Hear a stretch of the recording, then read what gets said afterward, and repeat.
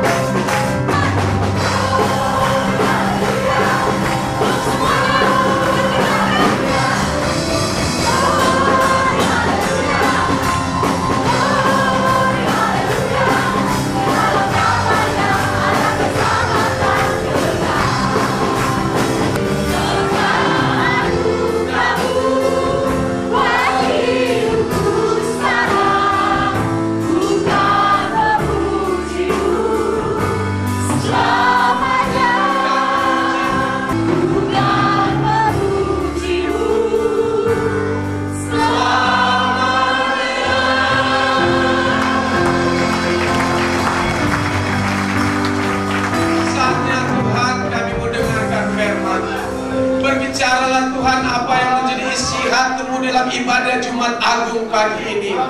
Hamba-Mu sudah siap untuk menguraikannya.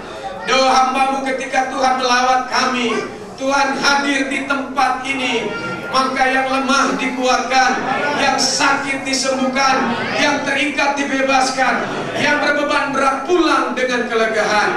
Karena firman Tuhan berkata Kristus Yesus tetap sama, dulu, sekarang, dan selamanya. Kami datang dengan iman pada pagi ini. Dalam nama Tuhan Yesus, hamba berdoa dan mohon urapan Tuhan, dan kami sudah siap untuk mendengarkannya. Demi Kristus Yesus, Tuhan dan Juru Selamat, kami mau sambut firman-Mu. Amin.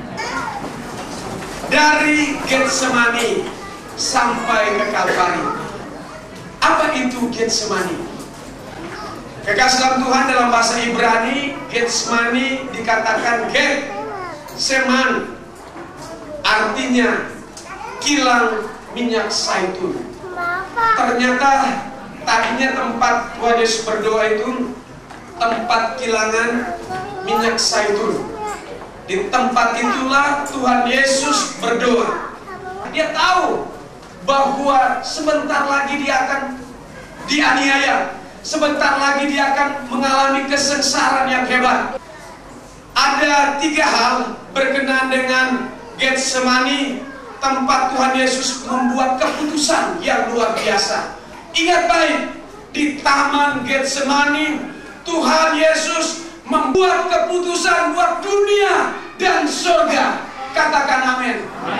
Di Taman Getsemani inilah Tuhan Yesus mengambil keputusan untuk saudara dan saya.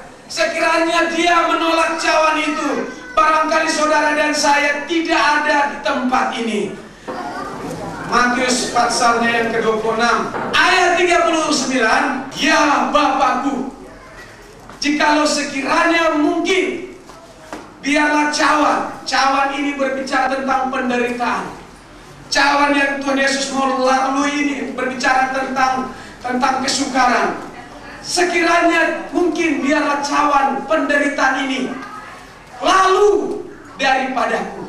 Jadi saya bicara Yesus sebagai manusia dulu, bukan berbicara sebagai Tuhan. Dia secara manusia, seperti saudara dan saya merasa sakit, merasa lapar, merasa dingin, merasa haus, sama seperti Tuhan Yesus rasakan.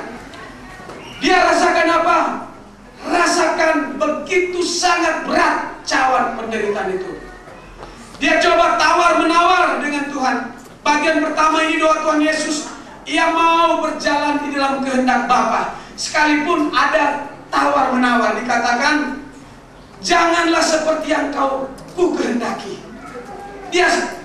Tuhan Yesus sendiri mau, kalau boleh, cawan ini, penderitaan ini pergi. Tuhan Yesus, dia berjalan di dalam kehendak Tuhan. Orang yang berjalan dalam kehendak Tuhan, pekerjaannya akan disertai oleh Tuhan. Katakan amin. saudara dan saya berjalan dalam kehendak Tuhan, Tuhan tidak akan pernah mengecewakan kita. Sebagaimana Tuhan Yesus, Dia berjalan dalam kehendak Tuhan. Demikian juga dengan kita. Kalau kita mau berjalan dalam kehendak Tuhan, apa-apa yang kita kerjakan, Tuhan akan membuatnya sukses dan berhasil. Asalkan itu kehendak daripada Tuhan. Yang kedua, doa Tuhan Yesus. Yesus tawar-menawar dengan Bapa di sorga, karena secara manusia Ia merasa takut. Sekali lagi, secara manusia Dia merasa takut, tapi akhirnya Dia mengambil keputusan. Aku mau menyenangkan hati Bapa di sorga saja. Amin. Itu keputusan Yesus akhirnya. Dia mau menyenangkan hati Bapa di sorga. Saudaraku, saya mau mengajar kita, belajar dari kehidupan Kristus. Boleh saja kita mau menyenangkan hidup kita, tapi kita belajar menyenangkan hati Bapa di sorga. Amin. Bapak Ibu, mau lihat mujizat? Lakukan kehendak Tuhan. Seperti Yesus, Dia melakukan kehendak Bapa di surga. Itu yang kedua. Sekali lagi, orang yang menyenangkan hati Bapa di surga akan mengalami banyak mujizat dari Tuhan. Saya mau mendorong kita, senangkan hati Bapa di surga, maka perkara-perkara besar akan terjadi dalam hidup kita. Amin. Yang ketiga, yang terakhir, doa Tuhan Yesus di Getsemani adalah ayat 42. Kita lihat di sini, akhirnya, tadinya tawar-menawar, akhirnya Tuhan Yesus mengatakan begini, ya Bapakku, jikalau cawan ini tidak mungkin lalu kecuali apabila aku meminumnya, jadilah kehendakmu. Garis bawahi, jadilah kehendakmu. Saudaraku, kalau kita sekali mengambil keputusan berkata, Tuhan, saya mau ikut kehendak-Mu Tuhan, kita harus siap mati untuk Tuhan. Kita siap memikul salib untuk Tuhan. Amin. Nah, bagaimana caranya hidup kita berjalan dalam kehendak Tuhan? Pertama, saya mau katakan pagi ini, orang-orang yang hidup berjalan dalam kehendak Tuhan, paling sedikit ada 4 hal yang dia miliki dalam hidupnya. Yang pertama adalah memiliki hati yang penuh kasih seperti Yesus, dan tidak memiliki sedikit pun kebencian atau dendam terhadap orang lain. Yang kedua, bagaimana cara kita hidup di dalam kehendak Tuhan? Marilah kita berpikir yang positif kepada orang lain. Dan yang ketiga, belajarlah berserah kepada Tuhan. Bagaimana cara kita hidup di dalam kehendak daripada Tuhan? Apa-apa yang keempat itulah berhati-hati dalam bertindak. Anak Tuhan, pagi ini saya mengingatkan, berhati-hati dalam hal bertindak. Kalau kita bertindak tidak tanya Tuhan, jangan salahkan Tuhan. Kenapa? Tindakan kita keliru. Seharusnya anak Tuhan sebelum bertindak doa dulu. Nah, apa akibatnya? Saudara dan saya berjalan dalam kehendak Tuhan. Yang pertama, sudah pasti rencana Tuhan digenapi dalam kehidupan kita. Amin. Rencana Tuhan dalam kehidupan kita digenapi. Haleluya. Yang kedua, kita lihat Matius 6 ayat 9. Apa akibatnya orang berjalan dalam kehendak Tuhan? Saudara dan saya berjalan dalam rencana Tuhan. Mari kita sama-sama baca di dalam Injil Matius pasalnya yang ke-6 ayat 9. Karena itu berdoalah demikian, Bapa kami yang di surga, dikuduskanlah namamu, dan datanglah kerajaanmu, jadilah kehendak-Mu di bumi seperti di surga. Saudara melakukan kehendak Tuhan, apa-apa kita harus berdoa. Tapi kalau kita berdoa dan berpuasa, kita masuk ke dalam rumah dan berdoa. Amin. Apa-apa kita lakukan, Tuhan membuatnya berhasil. Orang yang berjalan dalam kehendak Tuhan, kalau kita minta sesuatu kepada Tuhan, Tuhan berjanji Tuhan akan memberikan apa yang kita butuhkan. Nah, sedikit kita mau bahas mengenai Kalvari, ya. Bagian yang terakhir ini tentang Kalvari. Ada 7 perkataan Yesus di Kalvari yang kita sudah dengar tahun yang lalu di tempat ini.